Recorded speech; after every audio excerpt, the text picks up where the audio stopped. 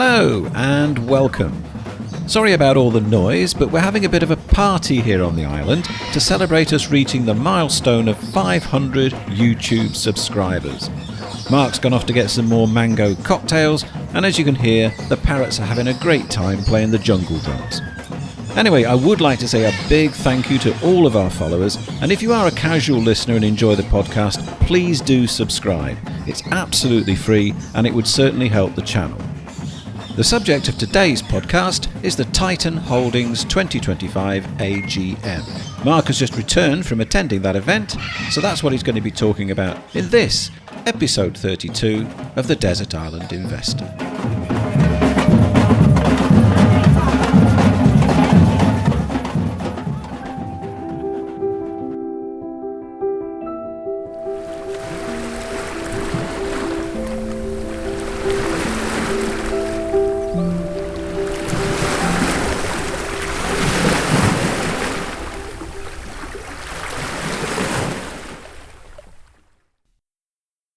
This episode of the podcast is generously hosted by Progressive Equity Research. Visit their website at progressive-research.com. Titon Holdings, ticker symbol TON, are manufacturers of both mechanical and natural ventilation systems. Mark has been a shareholder since 2017, when the share price was roughly £1.40. In recent years, the company has sadly declined into a loss-making position, and the share value has literally halved. Anyway, Mark has just returned to the island from attending Titon's 2025 AGM, and today he will be revealing how things are progressing. Good afternoon, Mark. Good afternoon, Paul. Okay, so last year you visited the Titon AGM to see what was being done to address their woes, and you had some tough questions for the board. As a result, I depicted the encounter using a boxing match metaphor in the podcast thumbnail. I will include a link to that previous episode in the notes. Now, to use the same concept, Titon is still on the ropes, so to speak, but I believe that some progress has been made towards a recovery. Yes, this year's AGM was a much more encouraging experience than last time, but we're certainly not match fit yet. Okay, so the current base numbers reflect that, I suppose. Yes, Paul, no yield as there's no dividend to be paid. There's no PE as it's loss-making, and it's got a market cap of 8 million based upon a share price of 70 pence. Now, this is one of your smaller companies in your portfolio, but despite this, there's always been a lot to cover in your reviews. This has included AGM protocols, comings and goings of directors, coping with a loss-making business in your portfolio, and standing on a paper loss on your investment. And these are certainly aspects that you've been very critical of. Titan have never let a good dilemma go to waste. We've had Brexit, COVID, the component shortage, the implementation of the new ERP system, and the loss of a major supplier. And they've seemed to draw bad news to them like the gravitational pull of a planet drawing meteors to smash into it. Every time there's been an RNS, I've sat there with clenched buttocks at the prospect of what's going to be in the announcement. And over the 8 years that I've been a shareholder, there have been more red flags than at a Chinese Communist Party parade. Okay, so this investment has been dogged by bad news, and some of it is self-inflicted. So why have you stayed loyal? Well, I'd like to pick you up on that word loyal and loyalty. I think they're often overused. I'd like us to touch on self-interest a little in this episode. I'm not loyal as such to Titan. Let's be honest, my priority one is to make a return on my investment. And along the way, I've continually considered, often wrongly, that better days are ahead, hence my loyalty. I never introduced myself as a loyal shareholder, but perhaps an enthusiastic or supportive one. When we talk about loyal employees and loyal employers, very often employees are loyal because their package is competitive and not inferior to what they could garner elsewhere. And employers are often loyal because they need your skill set. Once a HAL 9000 computer comes along that can do your job more efficient and cheaper than you, let's just see how loyal that employer is. Now, I shop at Tesco.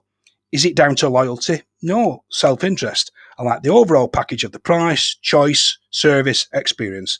If you want loyalty, buy a Black Labrador. Other reasons I've stayed invested are that it has a wide spread on the share price, so it doesn't lend itself to extricating yourself either easily or economically. And so with an investment like this, you're very much locked in. And again, despite it having been a poor investment, I've garnered a lot of knowledge, and I'd be loath to bin that and have to learn about another business in, say, cryogenics or scatter cushion manufacturing. So, what was the original investment argument for you? What I saw was the increasing focus on ventilation in the home. There's been more legislation and more awareness, and supporting this was the discount to its assets, which consisted of the sizable net cash and the freehold property at Haverhill. Whereas others in the sector, notably Volution, which is listed and has a ticker FAN, F-A-N, they've made hay. Titan have floundered with losses now in 4 of the last 5 years. Now, you've used the term value trap to me in the past. For the non-investor, what is this? Typically, this is a business that, like Titan, trades on a discount to its assets and therefore screams obvious value. But as the business underperforms, the share price slides, often alongside that sort of the value of the assets, but still retaining that alluring discount.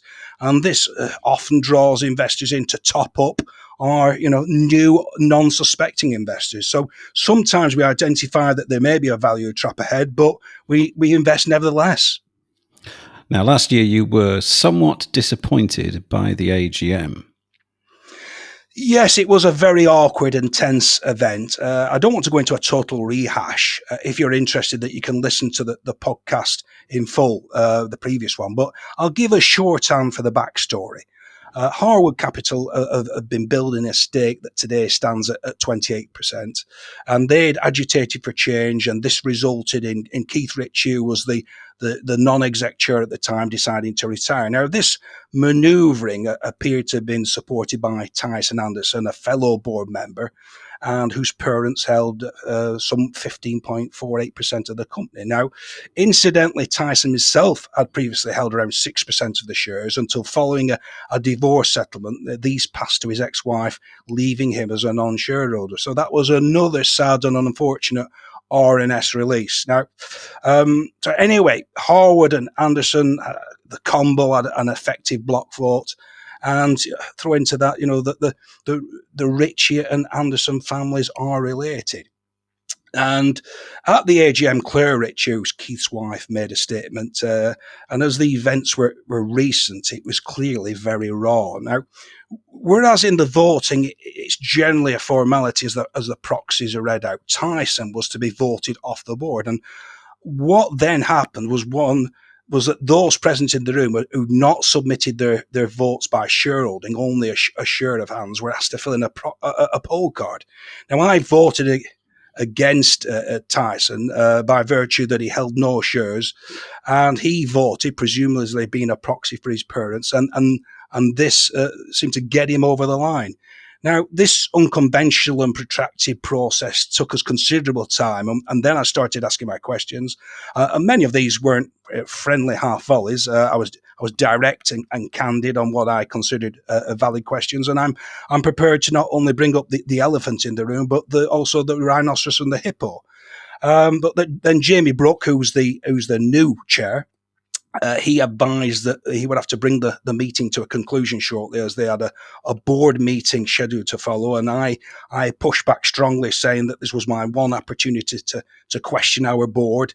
And it says in the report that I can ask any questions I wish. And Jamie came back equally strongly and said that he had the board meeting to consider. So in short order, we shareholders stood outside the boardroom whilst the board meeting commenced. We were on a landing where there were a few refreshments with nowhere to sit, and the offer of a tour seemed to have fallen through.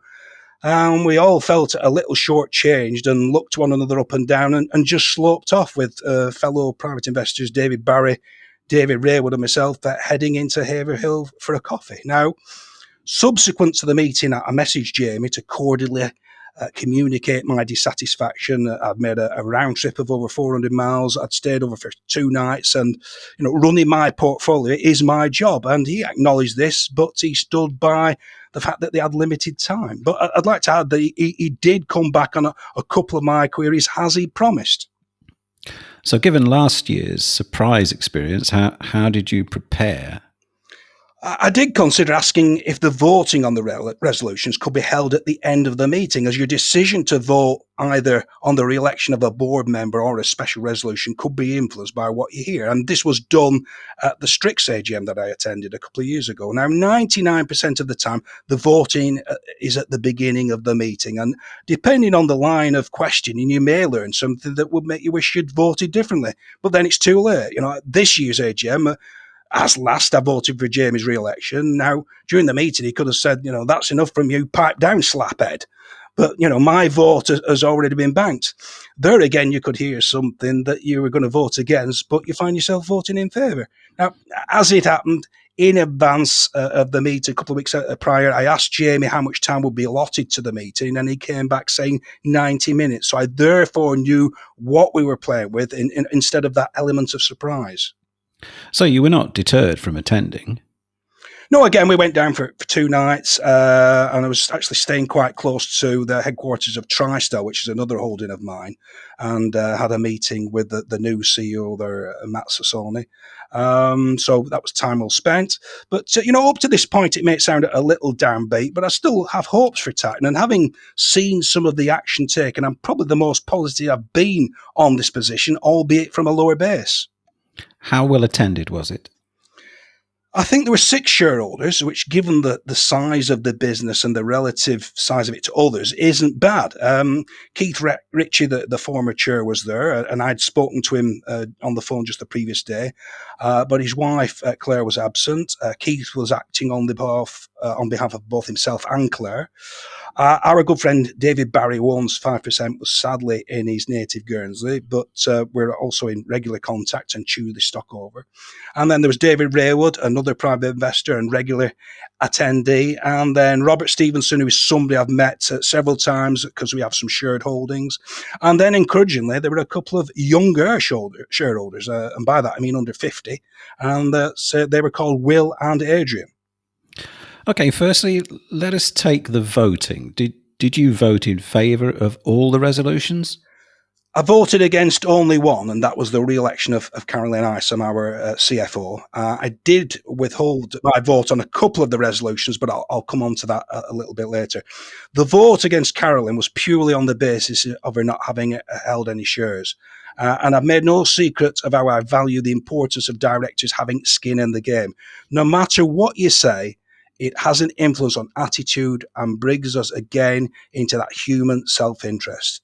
The fortunes of a business must be more important to you if you've got personal money at stake. It further concentrates the mind. Now, on the 29th of October 2024, an RNS was released announcing that 3 directors had bought stock in not insignificant numbers. Now, Jamie, the new chair, he purchased the equivalent of 0.9% of the company. That's £80,000. Tom Carpenter, our new CEO, he purchased £50,000 worth of shares. That's 0.6% of the company. And Jeff Ward, one of our non-execs, he spent £15,000 on 0.2% of the company. Great. I had several communications from shareholders and potential investors who picked up on this, and they immediately saw this as a vote of confidence. Now, last year I voted against Jeff as he'd no shares. This year I voted for him. Now, if you look at Jamie's purchase of £80,000, that was more than he's received in remuneration from Titon, certainly after tax. And also with Tom, this is a sizable commitment early into his tenure. Now, last year, non-exec Nick Howlett defended directors not holding shares and stated this can result in non-execs in particular being more independent. For me, that is twaddle. Now, 2 years ago, I brought up the lack of share ownership on the board and said, look, if you don't see value in this business, then why should I? I'll follow your lead. So the day following this RNS, I made a modest addition to my own position at 77.5 pence. That was with some accrued dividends, and communicated this to the board. Now, I had earmarked this money for somewhere else, for elsewhere, but I do like to follow through on what I say. And apparently there has been a more recent additional purchase from the board. Yes, Jamie and Tom increased their holdings to 1.4% and 1% respectively. That's another £35,500 each. So again, these are sizable numbers. Now, as it happens, I've just added to another position, so I didn't have available funds to follow their fine example yet. So given these purchases were a week ahead of the AGM, there was clearly not going to be any material change in the outlook in the trading update, as this would have been insider trading. Now, as an aside on something I brought up previously, it's the randomness of some of the RNS releases from Titon. On those two board dealing announcements, they came out at 13:46 and 12:03 respectively. Now, this is something that should be tightened up on. Investors don't like unpredictability. If an RNS is released either ideally at 7 a.m. or after trading hours, this gives most people time to absorb ahead of trading. If they're released during the day, then there's a clear advantage to those who are online and can act immediately. Or indeed, my suspicion is that in certain circumstances, people can know that an RNS is going to be released and then click buy or sell the second it's released, but before anybody else has a chance to take it all in. Now, when I saw the RNSs that involved the directed dealings, I really did want Carolyn to be named in that RNS. I don't derive any enjoyment by voting against people. So great news, but just a tinge of disappointment. And what I think is useful is explaining exactly why you have voted against resolutions. Or otherwise, what can a board infer? At the AGM, the shareholder agent asked if there was a target holding for the board, and Jamie said not, but he reiterated what he said to me last year, that he's very much in favour of directors holding shares. So that's encouraging.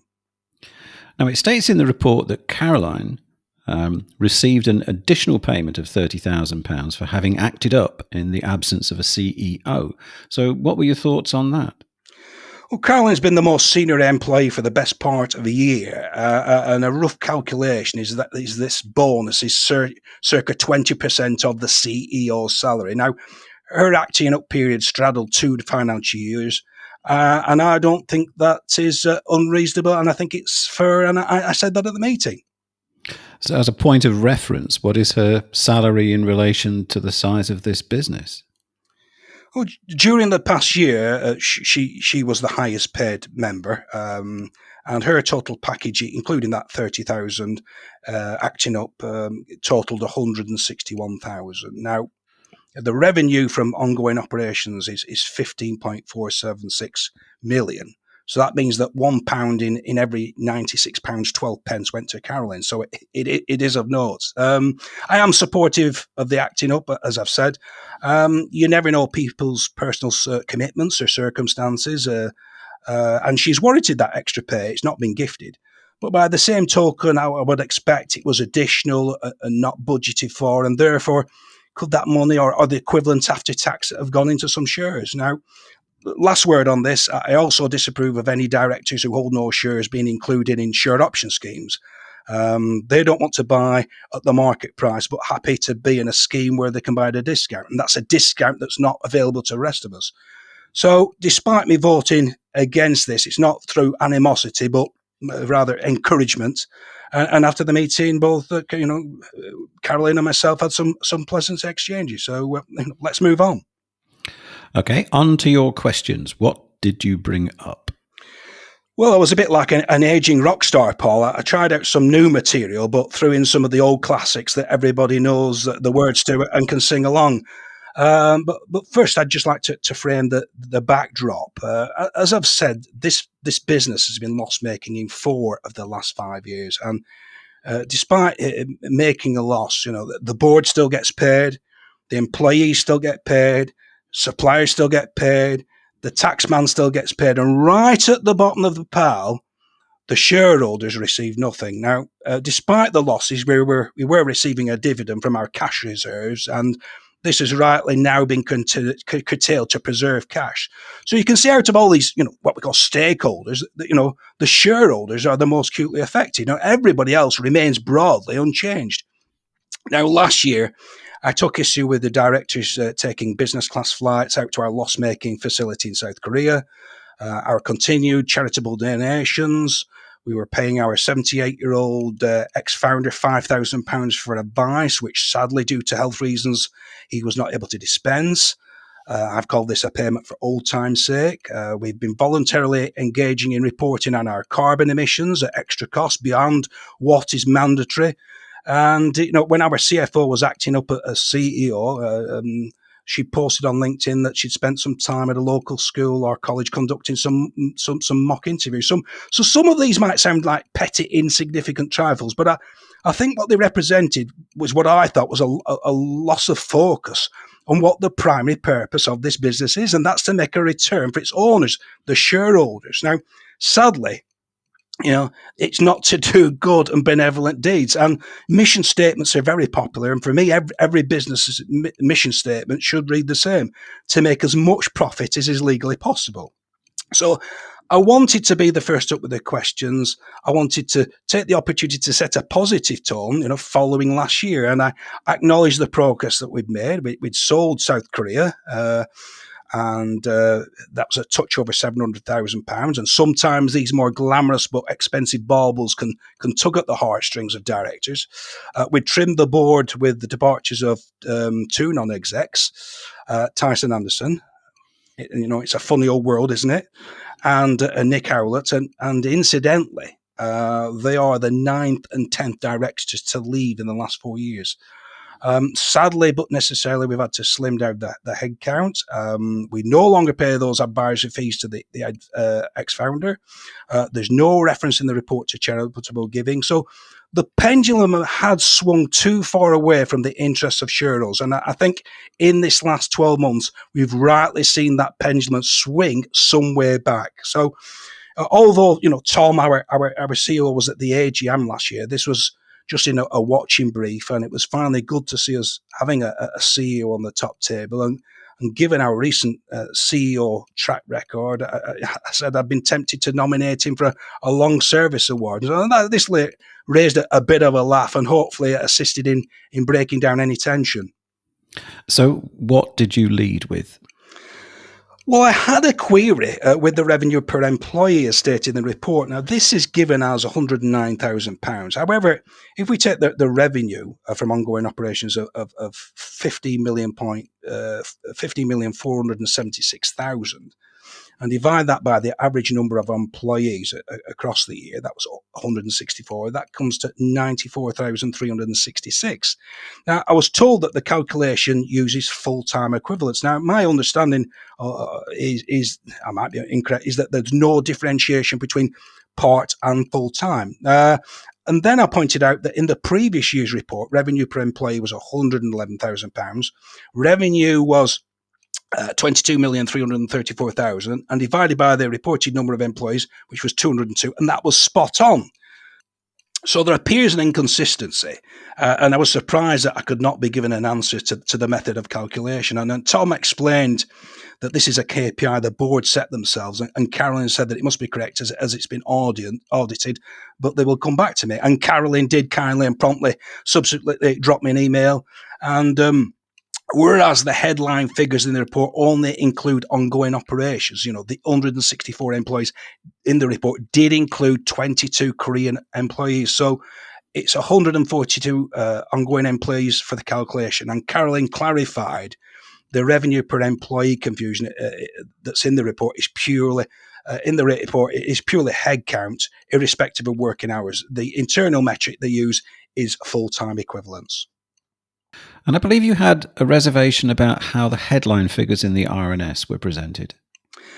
Yeah, I was out in Indonesia and I literally had 2 minutes to absorb the numbers. I was boarding a plane, and generally there are 3 columns: the year in question, the prior year, and then a third column showing the percentage change. And this time there was no percentage comparison, and I asked if this was deliberately omitted due to the enormity of the decline. And Caroline responded by saying that given the the numbers, that the percentage would have looked weird. And as an example, if we take the loss after income tax, this would have gone from 169,000 to 1.958 million, which I think is 1,153%. And but it will be interesting in the future if we bounce back to growth and there's some weird positives if they are included. And what did the report say about one of our favourite hobby horses, Net Zero? Well, in contrast to omitting the percentage differential in the headline results, they were used to draw attention to the reduction in energy within the ESG report. Gas was down 18%, electricity 22%, transport 35%, with a total reduction in kilowatt hours of 25%. Now, against that, our revenue was down 22%, so little wonder we're losing less energy. I'm not sure if that is progress. I made a comment about Auditel continuing to be described as a carbon partner. They're a paid supplier and not a partner, and if we stop paying them, they would have very little loyalty towards Titon. And we continue to make climate-related financial disclosures despite not being required to, as we've got less than 500 employees. And in the report, it reads, Titon is not required to make these disclosures, but again, the direction of travel is clear and supports our intentions. Now, I say a different direction of travel myself. We've got Donald Trump saying drill, baby, drill. And then there's profitable giants like BP and Shell. They're pivoting back onto fossil fuels. So my question was, given the recent change in emphasis, would it be prudent to rein in the resources we put into this area? And the response was what they thought the approach was balanced, and carbon emissions is something that's very important to a number of our customers. The number of employees at Titon has declined, I believe. Yes, the average number was 164, which included those 22 in Korea, and at the year end it was 134. And Tom said currently it's 1, 2, 2, 3, 4-ish, with around 75 at Haverhill and the remainder at the Colchester office. It's sad but necessary action. Now, on that, I was recently contacted by an ex-Titon employee who was very critical of the management's approach and the reduction in headcount. And the person in question had left of their own volition, which is always preferable to the alternatives, as you retain control of circumstances. And I asked if the person was a shareholder, and the response was, I am not a shareholder, but a very loyal and passionate Titon employee. That word again, loyal. Well, they certainly weren't that loyal to prohibit them from finding another job. There again, it's the self-interest. One, a shareholder, that's me, and one, an employee with no skin in the game. Our perspectives are totally different. And I'll say it again, this business has been loss-making in 4 of the last 5 years. And we can't expect our management team not to respond and just burn through our cash. What then? Mortgage the land and the buildings and progressively and methodically erode through that until there's nothing left. Okay, on the subject of cash, you like cash, and despite Titon's woes, they have actually retained cash. Yes, they've done well at maintaining that. We had 2.3 million cash at the year end, and since that, we've also received the proceeds from the South Korea sale. So we had 2 million cash at the previous year end, and looking at the interest income, this was just £1,000 across the year. Now, at the meeting, Carolyn advised that the cash levels are currently good, and we're receiving around £6,000 per month. So, presumably, in between those 2 year ends, our cash must have been very low to only accrue £1,000. The cash situation has been aided as our creditor days at the year end were 55 versus 46, and our average debtor days 41 versus 51. So slightly different calculations. One is an average and the other a snapshot in time. But basically, we've been getting paid quicker and paying people slower. So there's a limit to how you can squeeze this, how much more you can squeeze out of it. But if we assume that the creditor days that was given or an average, and that's always dangerous to do, then 9 days slower in paying and 10 days quicker getting paid, that's 19 days or nearly 2/3 of a month's trading. So we've not offered any special discounts for early payments, but the improvement was simply down to the mix and declining any extended credit requests. So good work. Now, on the same day as the announcement of the sale of South Korea, Titon advised that they were writing down £1.3 million of slow-moving and obsolete inventory, mainly due to what was built up during COVID. That announcement was 6 months ago, and I asked what value of that stock had been shifted, and the estimate was at £100,000 to £200,000. So that all helps the cause. And lastly, you had a question on remuneration. Yes, I mentioned Carolyn's acting up.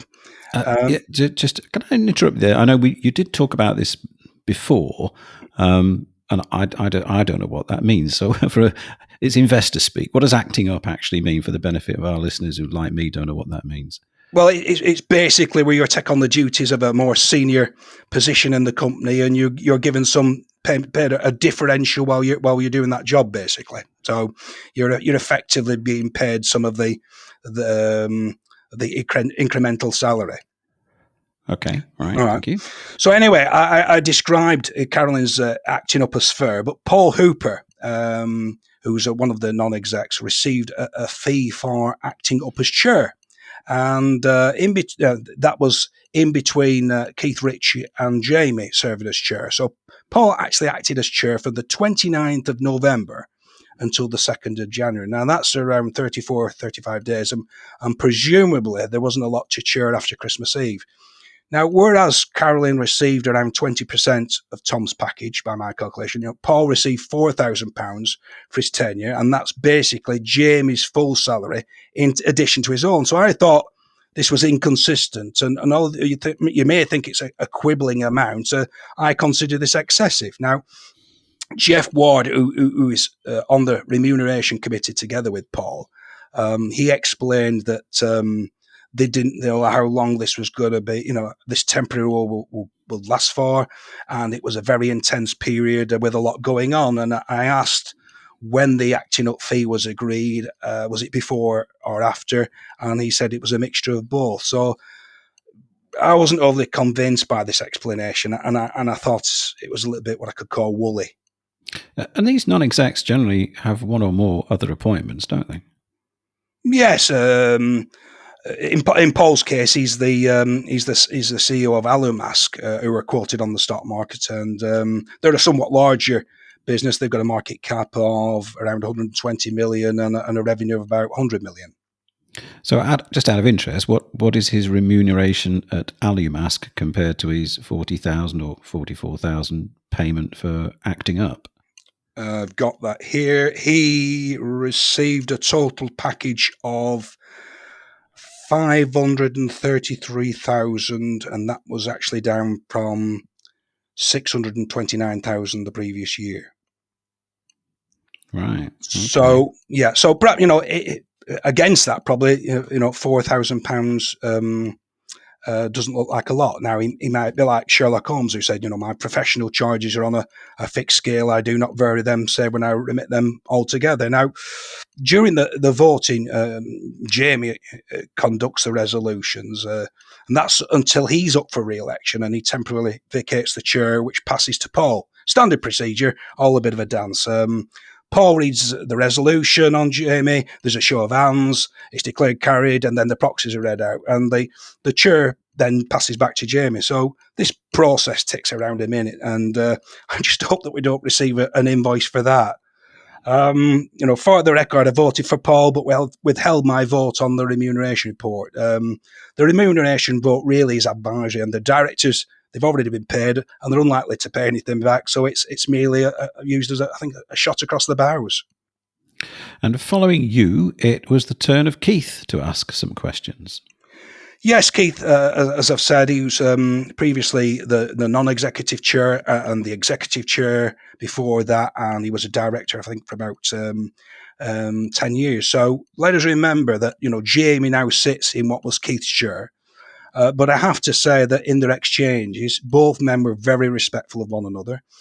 Keith and I have had the occasional WhatsApp communication and phone call. We spoke the day before the AGM, and we've had a WhatsApp exchange today. And we're on very friendly terms. And he's actually kindly lent me a book entitled Boards by Patrick Dunn, as I'd asked him if he knew any good publications on boardroom and AGM protocols. Now, he's moved on. And now, like us other shareholders, he wants Titan to be successful. Now, given his and Claire's significant holding, they'll enjoy more satisfaction from seeing this business prosper rather than flounder. Keith asked a question on the option scheme that Jamie can participate in, and I think he voted in favour of, and he wanted some clarification. And again, this is perhaps why we should have the Q&A ahead of the vote. We vote for or against, and then we ask questions about the methodology to understand after the event.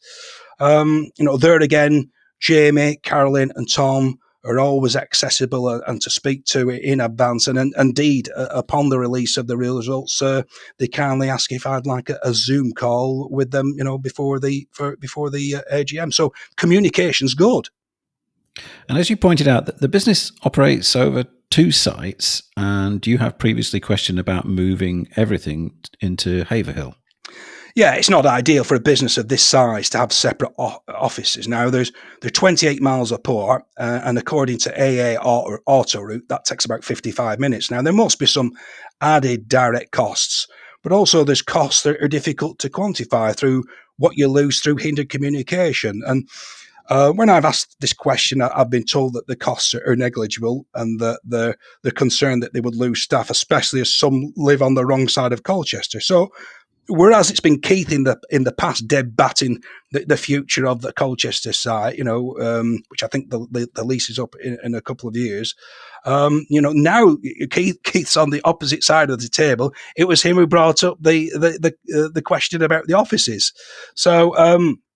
They've not entered negotiations with the landlord yet, but they may consider a smaller premises in Colchester. But they've no plans at this stage to close a Colchester site. And the word that they said that the business needed was stability. Now, I'm sure, either consciously or subconsciously, the convenience of Colchester for the management, the board themselves, must be a factor in making the decision. Now, I don't know where everybody is in relation to Colchester, but Keith, as I understand, he lives in Sevenoaks, and I've calculated that as 67.8 miles from Colchester and 80.5 to Haverhill. So he no longer faces that commute. So perhaps his loyalty to that site has waned a little. Probably less of a factor for Tom, who lives near Bury St Edmunds, and that's 43 miles from Colchester and only 18.8 miles from Haverhill. Just the thought. There were some additional questions from the floor, and then the AGM was wrapped up in just about an hour. But rather than being shown the door, we had a pleasant 10 to 15 minutes chat between board and shareholders. But that was not actually the end of your visit on this occasion. No, we had a tour of the factory, and if anything, this was the big takeaway from the day. And this was conducted by Rob Gerling, who has been appointed operations director just 6 weeks ago. And he's worked with Tom previously. And more than a walk round where you're just shown the paint shop, fabrication department, assembly point, Rob was identifying where there were inefficiencies and how these could be, or had been in just the previous 6 weeks, had already been remediated. And there was a succession of these. And when they're clearly pointed out, they seem so obvious and blatant that you wonder why they'd not been identified previously. And you could see the significant potential this brings. The factory is operating at a fraction of its capacity and has the scope to increase the revenue without the commensurate headcount and increase that low revenue per employee. Now, the layout of the factory is what I'd call Heath Robinson, with lots of time lost through hindered workflow. And Rob has plans to reconfigure this at, importantly, minimal cost. So a phrase Rob kept repeating was, there is a lot of low-hanging fruit and there will be some quick wins. I then suggested that we should see a noticeable difference come next year, and he responded by saying, you'll see a difference this year. And his enthusiasm was very infectious, and his attitude was not one of, well, let's have a watching brief and then look at improvements in due course. All these efficiencies will not only increase capacity, but also bring down those lead times, which I know makes selling easier and means you can get those invoices out quicker. And just one little example was that by reconfiguring their warehouse, they can dispose of the 2 temporary warehouses that were put in place during COVID. And this alone will save, I think he said, £4,000 per month in rental. So this too was a real bonus, and the 2 hours passed very quickly. And before we left, we were led back to the boardroom and to our directors, and they made themselves available, and they said goodbye, and there were some warm handshakes, and I think they really made an effort to see the shareholders and that they were well received. Well, that's some major improvements then in respect in comparison to the last time you went. So all in all, from what you've taken away from this particular AGM, where do you see this business going? Well, we've done some neat footwork in disposing of South Korea. This was a drain on resources and a distraction for management.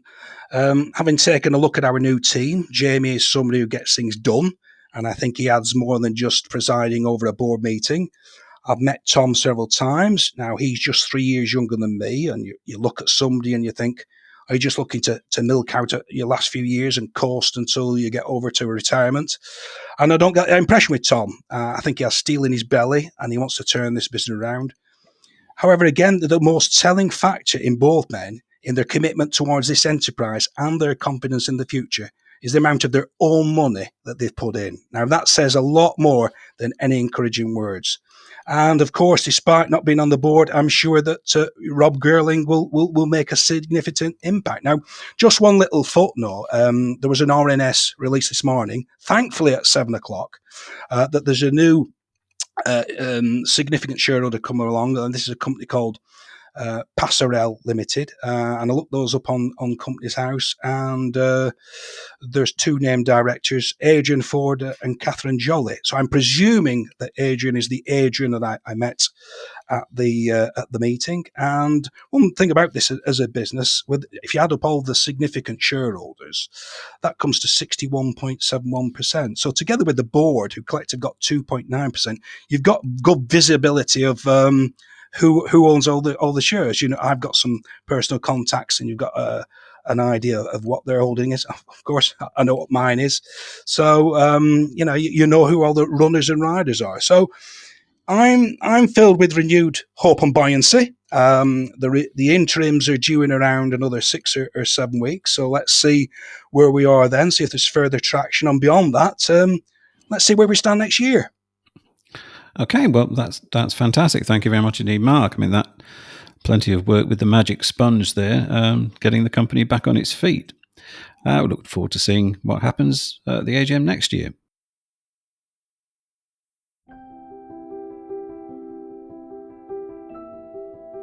Well, that's all for this episode. We hope that you enjoyed it. Please remember the content is for information only, and it is not financial advice. If you have a question for Mark for our Question in a Bottle podcast, just complete the form on our website, thedesertislandinvestor.co.uk. Thanks again for listening. See you next time.